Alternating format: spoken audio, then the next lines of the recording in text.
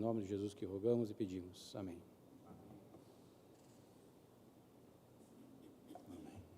Boa noite, graça e paz.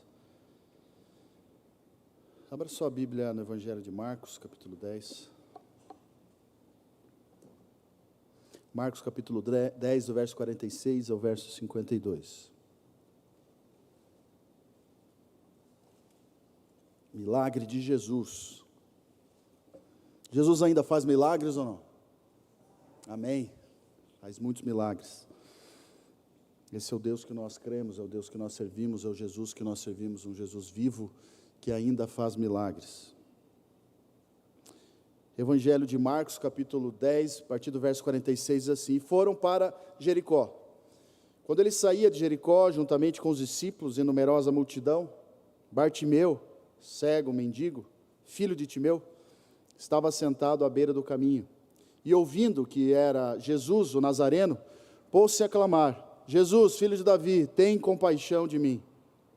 E muitos o repreendiam para que se calasse, mas ele cada vez gritava mais: Filho de Davi, tem misericórdia de mim. Parou Jesus e disse: chamai-o. Chamaram então o cego, dizendo: tem bom ânimo, levanta-te, ele te chama. Lançando de si a capa, levantou-se de um salto e foi ter com Jesus. Perguntou-lhe Jesus: que queres que eu te faça? Respondeu o cego: Mestre, que eu torne a ver. Então Jesus lhe disse: vai, a tua fé te salvou. E imediatamente tornou a ver e seguia Jesus estrada afora.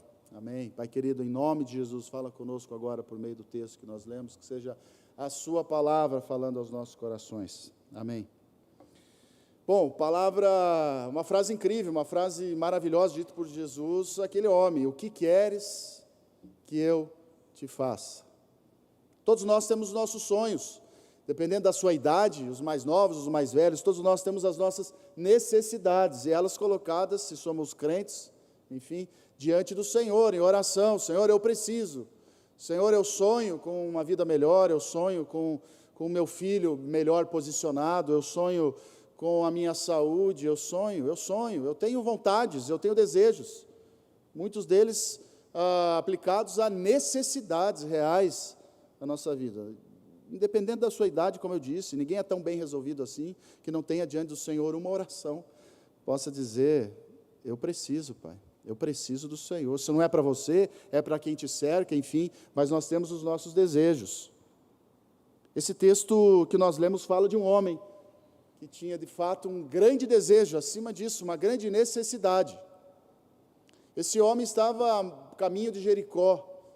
Ele aparece, esse texto aparece nos outros evangelhos, aparece no evangelho de Mateus, aparece no evangelho de Lucas, com algumas diferenças. No evangelho de Mateus, por exemplo, de Lucas, nós temos 2 cegos à beira do caminho, a estrada de Jericó.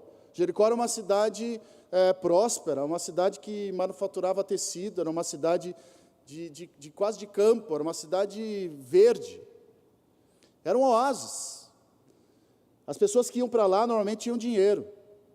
Esses cegos escolheram a beira do caminho, e eu digo esses cegos porque, lógico, Mateus focou em um deles aqui, mas não há problema nenhum em um citar 2, o fato é a mensagem trazida aqui. Marcos prefere focar em um cego, Bartimeu, ninguém sabe o nome dele, Bartimeu, filho, Timeu, filho de Timeu. Então esse homem estava à margem, ao caminho de Jericó, querendo dinheiro. Lógico, as pessoas que por ali passavam davam esmolas. Ele, além de cego, era mendigo de beira de estrada. A sua mendicância era proveniente, com certeza, da sua cegueira. Afinal de contas, eram excluídos do templo, eram excluídos da sociedade. As necessidades desse homem, ou a necessidade desse homem, superava em muito a sua dificuldade física. Era emocional, era de separação, era de tristeza na alma. Ele era alguém excluído, ele era parte da paisagem. Tanto que a própria multidão, e não os discípulos aqui, a própria multidão pede para que eles se calassem. Fiquem quietos, não vão atrapalhar o mestre tem muito mais o que fazer. Ele é muito importante para que você interrompa a sua passagem. Nós estamos falando aqui do último ano de Jesus, quase que a última semana de Jesus. Ele nunca mais voltaria a Jericó, não que o texto tenha citado, o momento que ele voltasse. Esse cego talvez tivesse diante dele uma das últimas oportunidades de sua vida de encontrar com Cristo. Jesus Cristo, esse é o último milagre público de Jesus. Depois disso, ele vai para a sua paixão, ele entra em Jerusalém, e nós sabemos tudo o que acontece. Esse homem, portanto, tinha, como eu disse, muitas necessidades, e diante dessas necessidades, diante desse desespero dele, diante do encontro que ele tem com Cristo, ele supera tudo e a todos, já vamos chegar lá, mas Cristo chama, e quando Cristo o chama, ele de um salto vai, larga tudo. Esse movimento dele nos mostra uma empolgação por esse chamado de Cristo. Ele sabia onde Cristo estava, apesar da sua cegueira. Não sabemos se foi orientado por alguém, se alguém o levou até lá, mas o fato é que ele vai à presença de Cristo e ele escuta essa frase: o que você quer, Bartimeu, que eu te faça? Que frase maravilhosa. Frase que foi dita outras vezes, não dessa maneira, mas em outros momentos, outros personagens também puderam ouvir do próprio Deus ou do próprio Jesus Cristo: o que você quer que eu te faça? A mãe de Pedro, a mãe de João e Tiago, por exemplo, quando importunando Jesus diz a ela: e o que você quer que eu te faça? Que os meus filhos sentem a sua destra, a direita e a esquerda, quando estiverem no paraíso. Salomão, por exemplo, em um sonho, tem um anjo que o aparece ele e diz: pede o que você quiser. São frases até que quase retóricas, que falam muito a respeito das nossas prioridades, porque dependendo daquilo que nós respondermos a Cristo, dependendo daquilo que você responda a Cristo, vai falar muito a respeito de quem você é, do que de fato é importante para você. Talvez haja aqui alguém precisando de dinheiro, alguém precisando de cura. Talvez alguém que precisando de dinheiro diga a Jesus: eu preciso de dinheiro. Jesus, o Senhor me trouxe aqui essa noite para perguntar para mim o que é que eu preciso, o que você quer que eu lhe faça, eu vou lhe dizer logo: eu estou precisando de dinheiro. Mas talvez, e muitas vezes, o que está por trás disso é uma insegurança muito grande de que amanhã irá faltar. O problema nem é o dinheiro, é a sua falta de fé. E você quer então se sustentar, se sentir seguro com mais dinheiro, como se isso fosse trazer de fato aquilo que você precisa, o preenchimento de um vazio, uma falta de fé, de que parece que amanhã vai faltar. Talvez você diga que precisa de cura, mas a cura que você precisa nem é física. Ela também é física, mas é a cura na alma. Você precisa ser curado do coração antes da cura física, porque muitas vezes a própria doença é uma fala de Deus a você: olhe para mim, você precisa antes de mais nada me buscar em primeiro lugar. E Deus nos dá, sem dúvida nenhuma, muitos alertas por meio do nosso corpo. Isso já vimos e talvez você já tenha vivido isso. Bom, o fato é que esse encontro desse cego com Jesus Cristo, esse milagre realizado por Jesus Cristo nos ensina muitas coisas, a respeito de nós mesmos, a respeito do próprio Cristo, e nós vamos aprender aqui, diante das necessidades que temos, como é que devemos agir. Temos as nossas necessidades, os nossos sonhos. A primeira coisa que esse cego faz, isso há de se olhar, logicamente, grita o texto, é que ele reconhece Jesus. Ele sabia quem Jesus era. E ele tinha uma certeza: se alguém pode fazer alguma coisa por mim, é Jesus.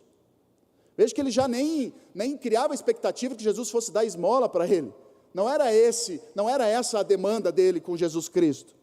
Ele não viu Jesus, ele era cego. Mas ele reconhece, por meio do burburinho que estava ao seu lado, ele reconhece, diante do contexto que se cria ao seu redor, que por ali passava o Messias, por ali passava Jesus Cristo. E ele então começa a gritar: filho de Davi, tem misericórdia de mim. Filho de Davi, tira de mim aquilo que talvez eu mereça. Filho de Davi, me cura, me sara, me salva. Ele olha para Jesus e entende que somente Jesus Cristo poderia e teria em si toda a capacidade de tirá-lo daquela situação. Ele vê suficiência em Cristo Jesus. Essas pessoas, esses doentes, muitos deles já tinham esgotado todos os seus recursos em busca de cura. Já tinham ido atrás de toda a solução possível. Pense você na mulher que estava 12 anos hemorrágica. O texto nos diz que ela tentou de todas as formas, ela gastou todos os seus recursos com médicos, para que alguma coisa fosse feita. Com os curandeiros da época, em nada conseguiram fazer. Há uma outra mulher encurvada, endemoniada no templo. Endemoniada diz porque a curvatura dela é acreditado a um espírito que assim o fazia. Há 18 anos, nada puderam fazer para aquela mulher, até que ela tenha um encontro com Jesus Cristo, e Jesus a sara, a cura. Esse homem tem plena convicção de que só havia uma esperança para ele, e essa esperança estaria na pessoa de Jesus Cristo. Só Jesus poderia curá-lo. Nós precisamos estar atentos, amados, à passagem de Jesus. De uma forma metafórica, Jesus passa pelas nossas vidas muitas vezes. Talvez hoje aqui seja o momento em que talvez a última vez em que você escute isso, eu não sei o dia de amanhã. Assim como esse homem, Bartimeu, não teria mais a oportunidade de ver Jesus passando pelo caminho onde ele estava. Talvez hoje Deus, Cristo, te trouxe aqui para perguntar: o que você quer que eu te faça? E que essa resposta seja plena, recheada da convicção de que é somente Cristo que de fato pode fazer alguma coisa. Somente Cristo pode curar o seu filho, somente Cristo pode curar a sua alma, somente Cristo pode tirar de você toda essa baixa autoestima, somente Jesus Cristo pode resolver a sua situação, somente Ele. Jesus Cristo é em si tudo que Ele promete nos dar. O pão que nos alimenta, Ele é. A água que nos sacia, Ele é. A porta que nós precisamos que se abra, Ele é. Jesus é em si tudo que Ele promete nos dar. Não há ninguém, não há outra pessoa capaz de resolver as nossas demandas, os nossos problemas. E quando esse homem grita, ele não grita qualquer coisa. Ele não fala: ei Jesus, muitos Jesus haviam na época. Ele fala: Jesus, filho de Davi. Ele sabia que ali estava o Messias, ali estava o prometido, ali estava o homem da linhagem de Israel. Ele sabia quem era Jesus. Ele não era bobo. Assim como eu tenho certeza de que você sabe quem é Jesus. E se você não sabe, eu lhe digo: Jesus é Filho de Deus. Ele é o nosso Salvador. Ele é o Alfa, Ele é o Ômega, Ele é tudo que você precisa. Tudo o que você precisa para que a sua vida seja melhor. Toda a cura que você anseia está em Cristo Jesus. Toda a solução que você procura está em Cristo Jesus. Esse homem sabia disso. Bom, Bartimeu reconhece a presença de Jesus Cristo, ele de um salto vai em direção a esse homem. Ele sabia que as suas necessidades poderiam e deveriam ser sanadas em Jesus. Agora, em segundo lugar, de fato, tudo esse texto é muito claro, ele é muito didático. A multidão tenta calar esse homem. Como eu disse, havia um certo sentimento dentro da multidão de proteção de Jesus Cristo. Jesus já estava no 3º ano do seu ministério, no final do 3º ano do seu ministério, muito perseguido. Havia uma forma, vamos proteger, não dá para um doente assim tão facilmente chegar à presença de Jesus, e talvez pensassem que Jesus não se importaria mais, já tinha feito tanta coisa, mas Jesus para tudo que está fazendo. A agenda de Jesus não era mais importante do que aquele homem. Aqui não é o ponto, mas há um parênteses que precisa ser feito. Aprendemos muito com Cristo aqui, a necessidade de pararmos e ouvirmos as pessoas pelas quais nós cruzamos o caminho, ou com as quais nós cruzamos. Jesus para o que estava fazendo, olha no olho daquele homem. Não era mais importante chegar em Jerusalém, o mais importante era ouvir o que aquele homem tinha a dizer, era curá-lo, era tratá-lo. Muitos outros milagres Jesus fez, muitos outros que não estão na Bíblia, muitos, porque era prioridade para Cristo atender aqueles a quem Ele encontrava. Nós precisamos também, em Cristo Jesus, ter isso como traço em nosso caráter, em nosso jeito de ser. Tratar as pessoas com as quais nós cruzamos no caminho, que têm as suas necessidades, como Cristo trataria. Como Cristo trataria. Mas então, ele não se importa com essa oposição. Esse cego, ele olha para Cristo e ele ignora o que está acontecendo ao seu redor. Ele não ouve a crítica, ele não ouve o desânimo nas palavras das pessoas que estavam ao seu redor. Ele estava convicto de que ele tinha uma missão, ele queria que Cristo o atendesse. A gente aprende muito com isso, querido. Eu sei que é clichê, mas não pode ser. Nós ouvimos muitas críticas, muito pare, muito não vai dar certo, muito isso não é para você, muito isso já não prestou atenção, que já não é mais, quanto tempo você espera, quanto tempo você quer isso e não acontece. Ignore. Que essa resposta venha de Deus, venha de Jesus. que um não, que talvez pare você diante do seu desejo, venha de Cristo, diante de uma intimidade que você cria com Ele. Mas é preciso sim, por vezes, como Davi fez, quando foi vencer Golias, teve que ignorar o seu irmão, que diz a ele: o que você vem fazer aqui, curioso? Ele tinha certeza que ele tinha uma missão, que era não deixar o nome de Deus ser envergonhado diante daquele gigante. Esse homem tinha um desejo muito profundo no seu coração de ser curado, e mesmo diante de tudo que houve, ele vai. Não sei quais são as suas vontades, os seus desejos, queridos, as suas necessidades, mas permaneça, persevere.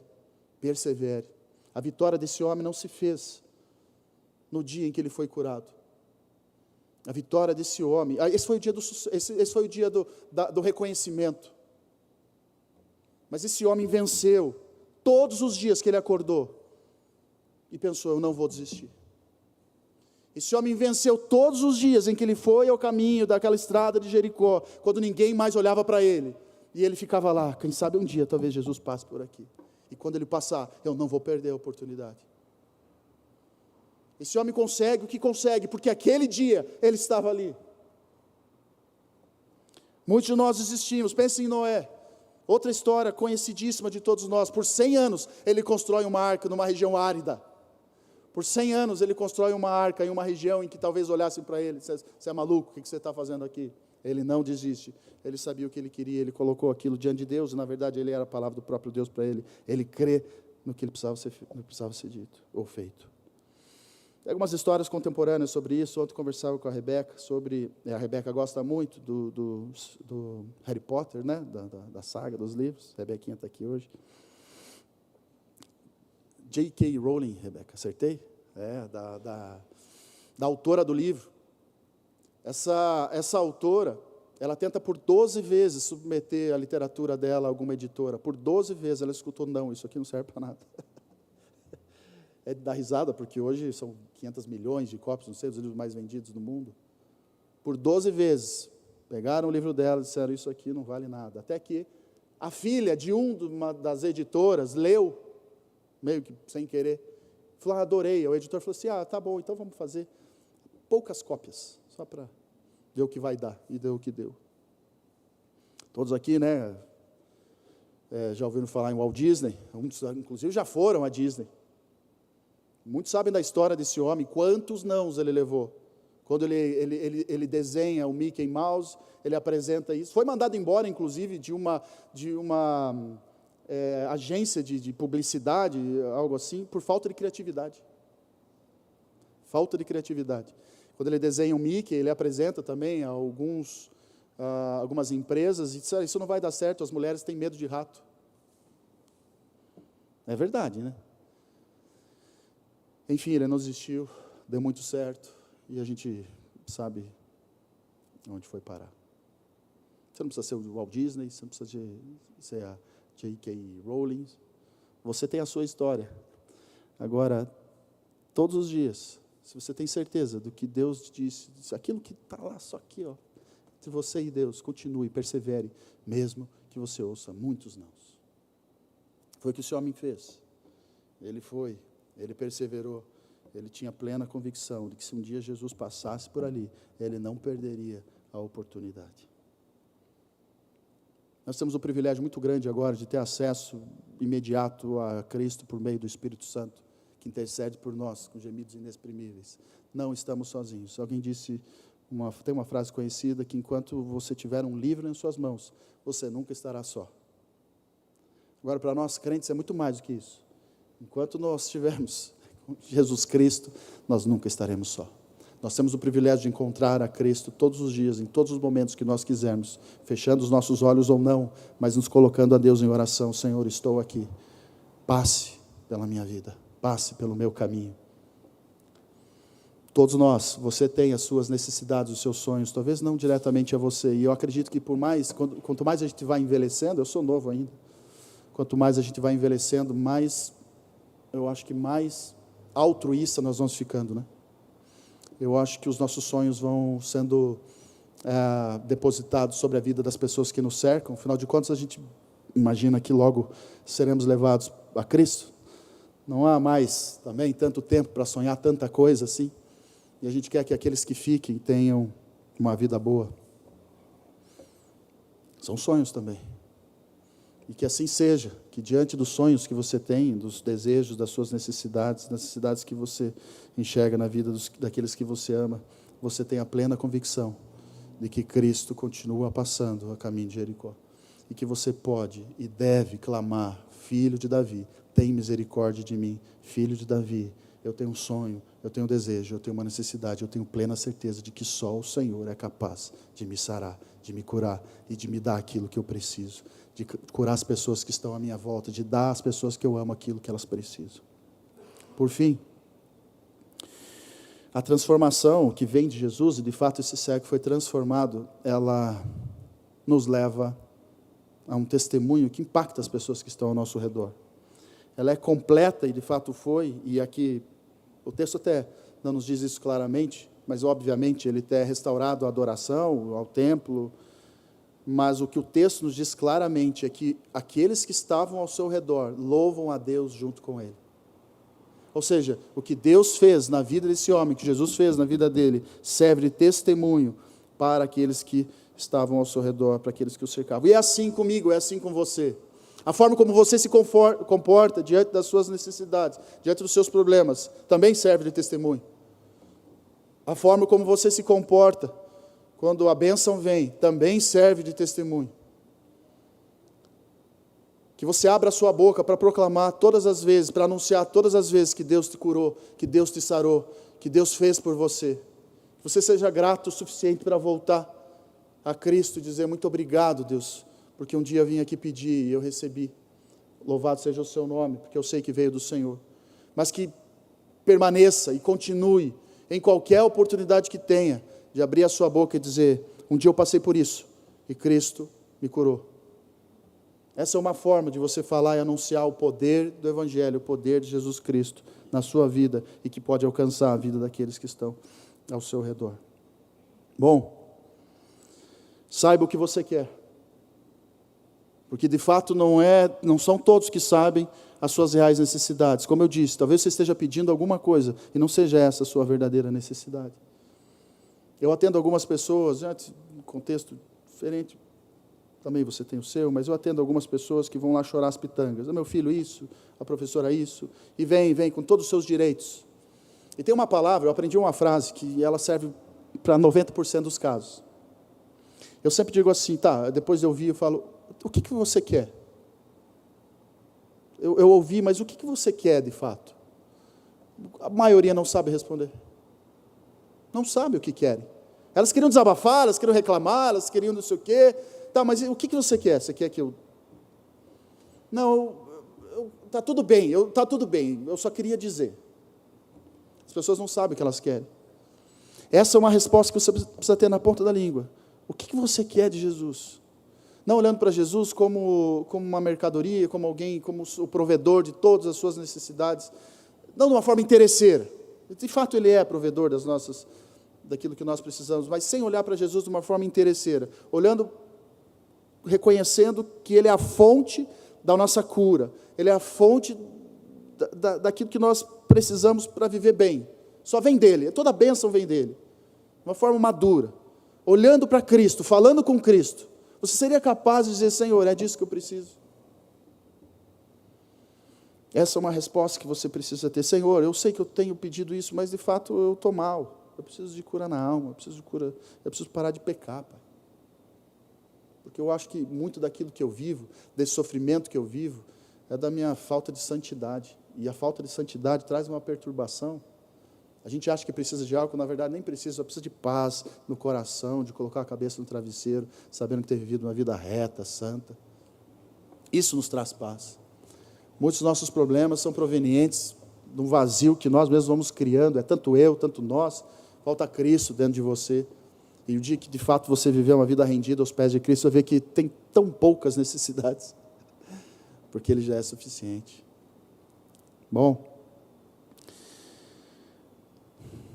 que Deus nos abençoe, que Deus lhe abençoe. Bartimeu, quando você enxergar Cristo passando, e Ele passa quando você quiser.